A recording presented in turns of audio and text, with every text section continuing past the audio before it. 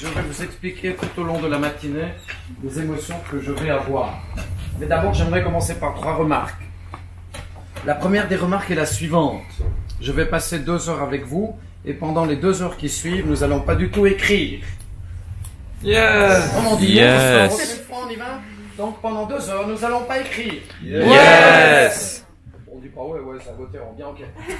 Par contre, je vous demande d'être attentif, d'accord? Il ne s'agit pas de m'écouter. Il y a celui qui est en train de prier là devant eux. Non, vous n'allez pas m'écouter religieusement pendant 2 heures. Non, vous m'arrêtez, vous me coupez. Je suis là pour vous. S'il y a des questions, n'hésitez pas. D'accord? Par contre, vous allez apprendre quelque chose de terrible avec moi. Quand vous parlez, moi je vais me la coincer. Je vais vous écouter. Parce que vous êtes vachement important. Ça va? Et quel calme, c'est beau. 3e et dernière information. À la fin de la 2e heure, juste avant que vous alliez manger, vous pourrez faire quelque chose de génial. Vous pourrez faire la critique de mon cours. Cool. Vous pourrez me démolir. Ouais. On dit pas ouais, on dit yes. Oh. Vous pourrez me démolir. Yes!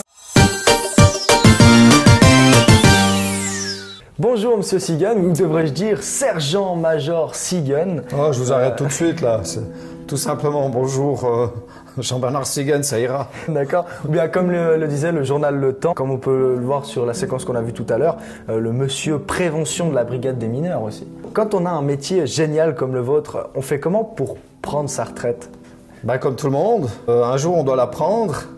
Et puis ce qui est absolument formidable, c'est qu'on peut la prendre en ayant de bons sentiments. Voilà, il faut savoir tourner la page. Bien sûr que, comme toutes les belles choses ont une fin. Et pour moi, ces belles choses, les élèves, l'école, vous, toi, voilà, ça se termine une fois et il faut partir le cœur léger aussi. C'est un peu le début de la fin quand même pour vous. C'est le début de la fin ou le début d'autre chose. Cette interview, c'est un peu la dernière trace que la police fribourgeoise, mais aussi l'école fribourgeoise aura de vous. C'est quoi l'empreinte que vous allez laisser dans ces 2 vénérables institutions? Oula, c'est bien, j'aime bien le mot empreinte, parce qu'on parle de la police, on peut laisser des empreintes, et puis on se fait reconnaître, puis on a un ADN, donc on peut toujours nous retrouver en fait. Voilà, c'est ça. Mais si je dois prendre une empreinte ou laisser quelque chose, je crois que je laisserai le petit cadeau que tous les Fribourgeois ont reçu lors de mon passage, et je pense que tu l'as aussi reçu. Mais je l'ai, regarde, vous savez où je l'ai? Je l'ai juste ici. Ouais, c'est parfait. Alors je vais laisser l'empreinte. Et en plus, je vais te dire quelque chose. Quand tu touches ton miroir, oui, tu laisses ton doigt.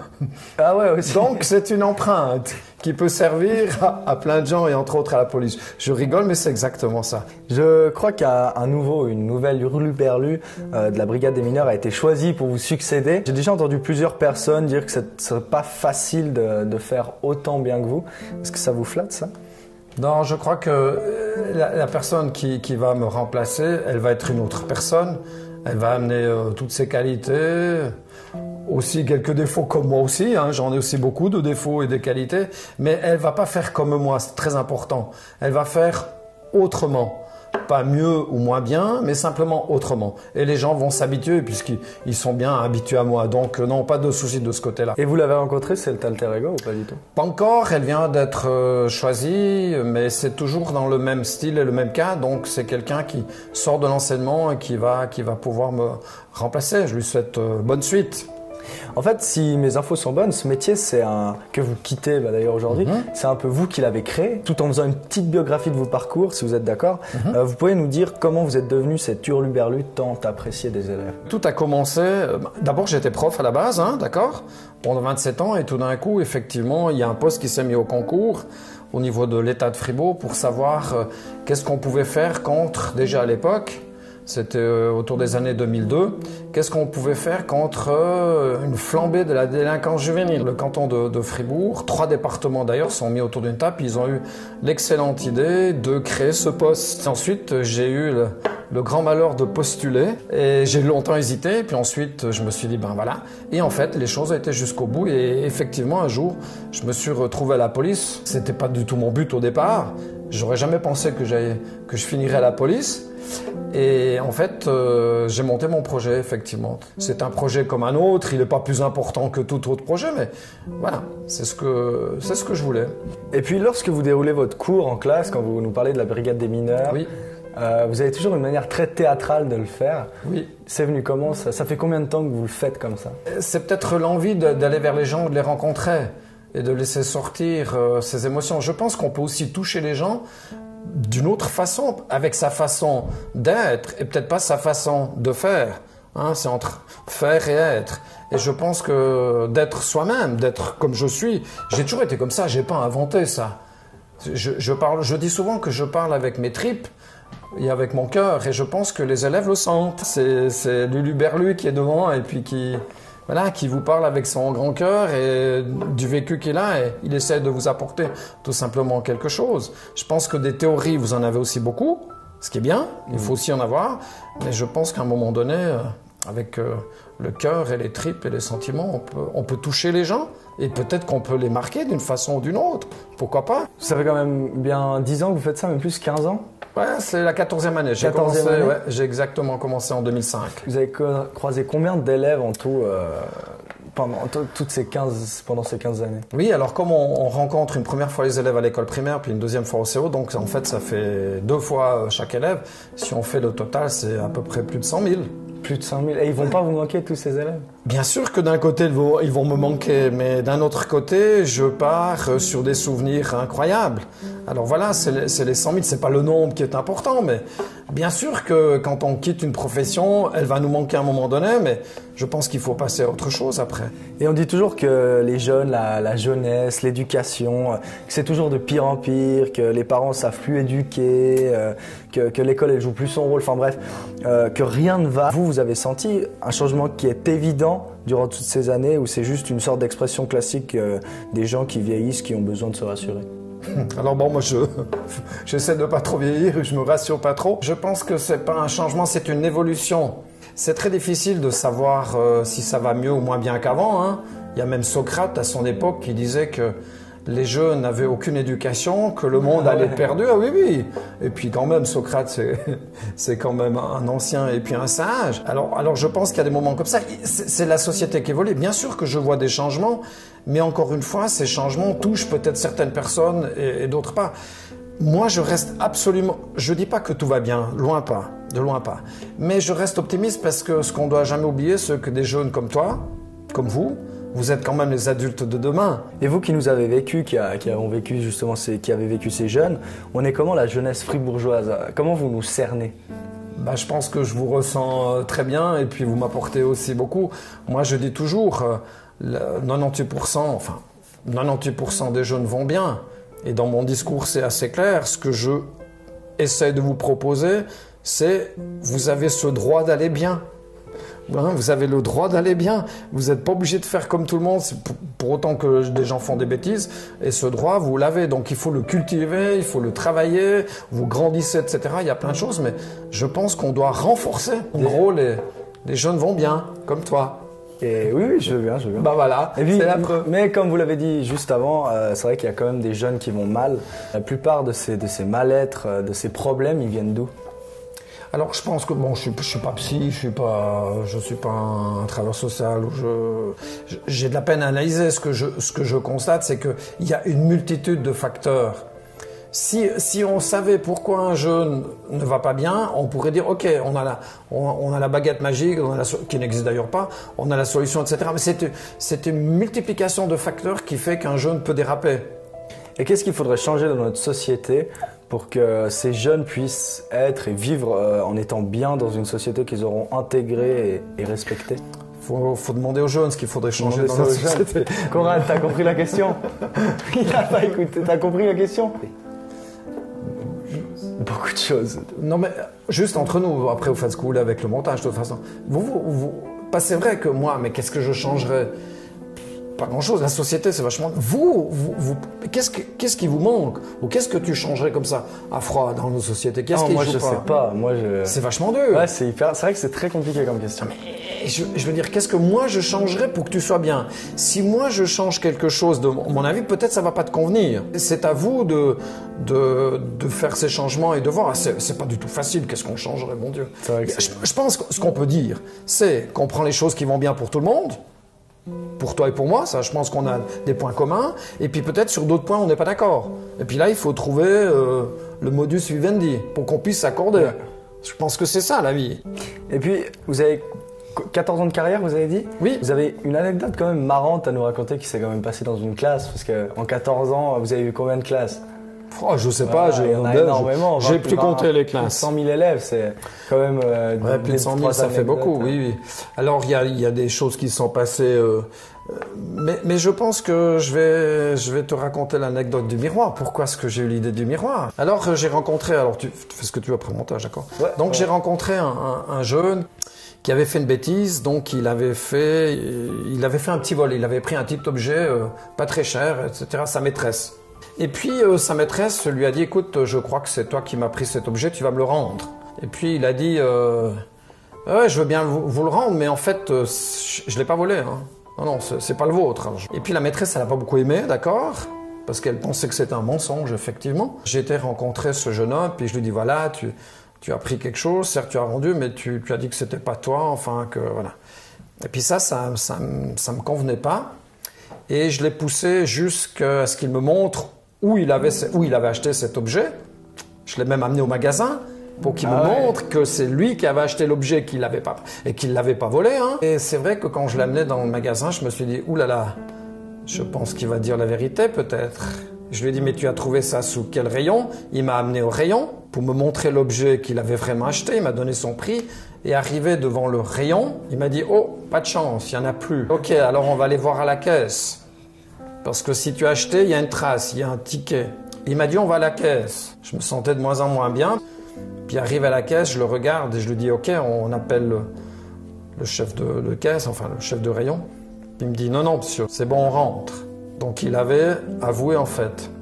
Et puis le fait que c'est une petite histoire très fine et très basique, je dirais. Mais ce qui m'avait gêné, c'est qu'il avait poussé le mensonge assez loin, y compris jusque chez moi, puisqu'il a lâché en dernier mot. Et je voulais quand même essayer de lui apporter. Donc un jour, en promenant, en faisant les achats, j'ai vu un miroir, tout petit miroir. J'ai dit, tiens, je vais lui faire ce petit cadeau, parce que c'est vrai, quand on se regarde dans le miroir puis qu'on a fait une bêtise, on ne peut pas tricher. Donc j'ai été lui dire, voilà, j'ai pensé avec tout ce que tu m'as dit, ok, tu as réglé ton problème, mais l'histoire du mensonge, je pense que c'est pas bien. On peut faire des bêtises, mais je pense que d'avouer, c'est bien. Alors je lui ai donné ce miroir. Non, c'est pas terminé l'histoire, c'est que je l'ai revu une semaine après, puis je lui ai dit, comment ça va? Puis il m'a dit, monsieur, il faut que je vous dise quelque chose. J'ai dit, oui, je t'écoute.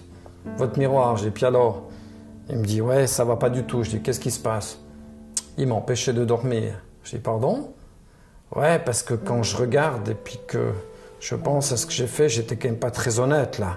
Et en fait, ça m'a empêché de dormir pendant quelques jours. C'est là que je lui ai serré très fort la main. Je lui ai dit, ben voilà. Et j'ai eu, comme on dit, le déclic et je suis rentré dans ma brigade et j'ai vu mon chef et je dis, écoute, je crois que j'ai trouvé cette fois le petit cadeau qui irait très très bien avec ce que je dis, avec ce que je propose, avec mon message. Chacun reçoit ce petit miroir qu'on a amélioré parce qu'il y a le logo police. Et il y a un petit... Alors voilà, ça c'est le respect. Et toujours dans les anecdotes, vous étiez comment? Vous avez une anecdote croustillante sur vous cette fois à nous raconter que vous n'avez jamais dit. Vous êtes tombé dans les bras d'une nouvelle vie, vous pouvez tout nous dire. Croustillante sur moi. Attends, je réfléchis un peu, qu'est-ce que je peux raconter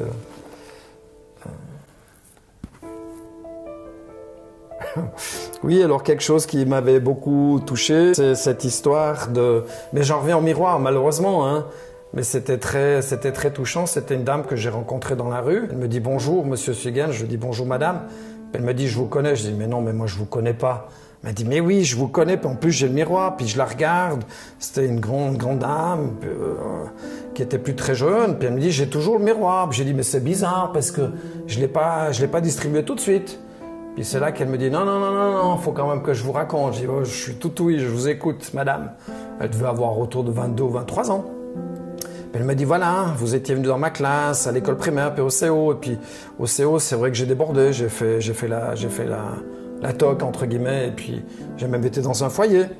Et puis vous êtes venu dans le foyer, puis vous m'avez offert ce miroir. Alors ce miroir, je l'ai toujours. Mais en fait, j'en ai deux à la maison. J'ai un grand miroir pour me maquiller, puis j'ai ce petit miroir. Et quand je le vois, ce petit miroir, après m'être maquillé, ben voilà, je pense une seconde, pas plus, hein, c'est bon. À vous, je revois le mot police, et puis elle m'a mis une très belle phrase que je trouvais magnifique. Elle a dit, j'essaye de ne pas faire trop de bêtises dans ma vie. C'est une très belle anecdote et c'est des choses qui me touchent. Il y a 2 mots importants pour vous. Oui. Respect et devoir. Ben, je vois que tu as tout retenu, c'est magnifique. Ouais, non, mais parce qu'on a bien écouté en classe, puis j'ai aussi profité Oui, de c'est noter bien. des trucs. Oui. Pour le mot respect, vous avez donné, je m'en souviens quand j'étais à l'école primaire, d'ailleurs je l'ai toujours, justement on parlait de ce petit miroir. C'est bien. Pourquoi ça signifie le mot respect? Alors tu devrais te souvenir parce que le miroir, quand on se regarde devant un miroir, en principe on se voit, déjà tu te vois en principe, tu te regardes des fois. Oui. Pas seulement pour te coiffer. Bon, très bien. Et puis il y a 2 choses qu'on peut pas faire. La première, c'est rigoler, je trouve, parce que si on rigole, entre guillemets, on se fout de sa propre poire. Le symbole du miroir, je pense que pour moi, il n'y a pas de meilleur symbole que pour le respect, il n'y a pas de meilleur symbole que ce miroir. Et vous pensez que venir dans les classes, comme vous avez fait pendant beaucoup d'années, en primaire, en secondaire, ça a un impact? Il faudra interroger les jeunes. Hein. C'est vrai qu'il n'y a pas, il n'y a pas une étude scientifique qui a été menée parce qu'il faudrait prendre des jeunes qui n'ont pas eu la prévention, puis d'autres qui en ont eu, puis comparer. Est-ce que ça apporte ou bien pas? Moi, je pense que ça peut apporter quelque chose. Pas à tout le monde, bien évidemment, mais je reste persuadé que ça peut sauver des gens. Il y a des choses que vous vouliez faire que vous avez malheureusement pas eu le temps ou pas eu l'occasion. Par exemple, vous m'aviez dit une fois que vous vouliez prendre une personne dépendante de drogue. C'est vrai que ce que j'aurais voulu faire, bon, on peut pas toujours tout faire, mais concernant les produits stupéfiants, ça aurait été très intéressant, en plus d'apporter un message policier ou cadrant, etc., d'apporter ce qu'on appelle un témoignage de quelqu'un. Et puis vous avez une manière de raconter les choses, de les faire, de les dire.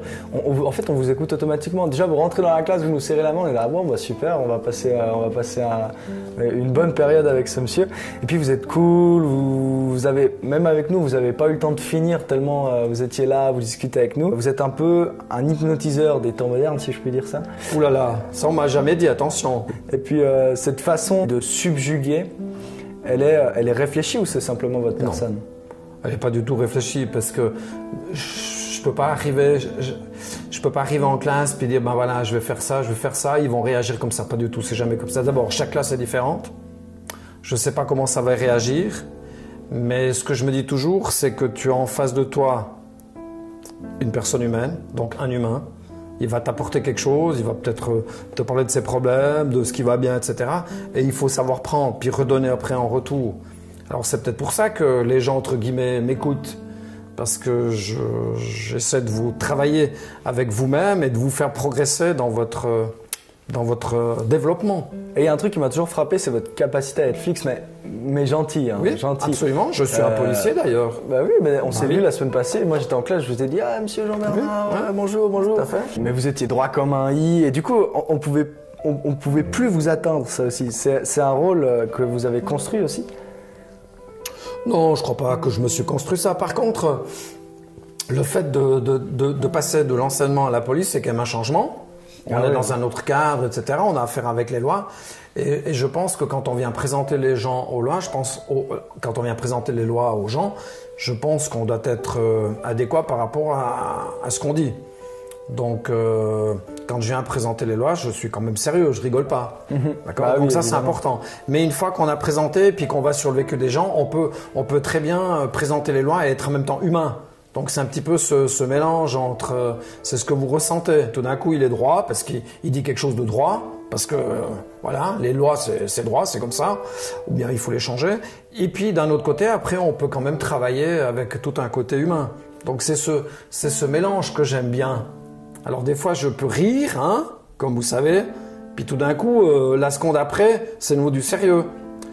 Et ce que j'aimais beaucoup, ce qu'on me disait au début, quand on t'écoute, on ne sait pas si c'est du lard ou du cochon. Hein, c'est ce qu'on disait de fois.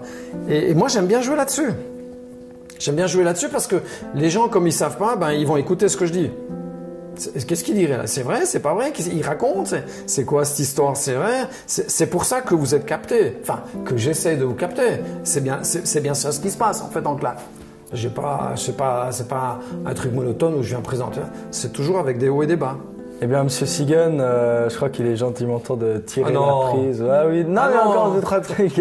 Tirer la prise de votre merveilleux job et pour nous, de vous ranger dans la bibliothèque. Vous aimez lire parce que vous allez lire encore pendant 20 ou les 30 prochaines années, donc. Alors, oui, j'aime lire, mais pas plus que tant. Je dois dire que dans mon métier, comme quand même je vais à la retraite, c'est vrai que je suis relativement pas fatigué, mais une fois que j'ai fait ma journée, voilà, j'ai plus envie de lire. Mais peut-être que ce sera un beau projet pour la suite, de relire ces classiques ou de relire des choses que j'avais vues, absolument. Peut-être un dernier petit mot à la jeunesse. Qu'est-ce que vous avez à nous dire avant de partir Restez comme vous êtes, soyez authentique, croyez en vous, respectez les limites, ayez le sourire et soyez positif. Et surtout, vous avez le droit d'aller bien. Je vous souhaite le meilleur des meilleurs des meilleurs, tout en vous remerciant pour le travail remarquable que vous avez fait pour tous ces jeunes durant toutes ces dernières années. Donc merci beaucoup. Merci à tous ces bons moments que vous m'avez fait passer. J'aurai beaucoup de très bons souvenirs. Cool. Merci. Voilà.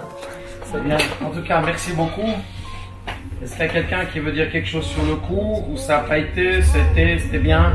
C'est qui veut dire quelque chose? Super. On va pas me démolir. Hein. Je vais vous quitter et d'un côté c'est pas possible et ça va s'arrêter. Je peux vous laisser.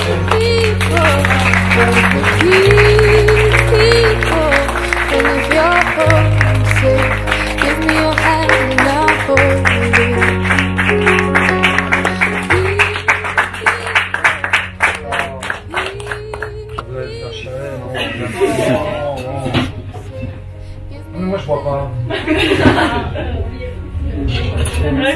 Ouais, merci beaucoup. Ouais, c'est cool, merci. J'aimerais vous applaudir vous. Vous savez pourquoi? Parce que si vous n'aviez pas été là, j'aurais été seul. Donc je vais finir seul, mais c'est pas grave. Et je vous remercie du fond du cœur, vraiment. Et j'étais plus qu'heureux de finir dans votre classe. Merci pour tous vos sourires. Merci pour votre attitude. Et vous avez fait quelque chose de génial.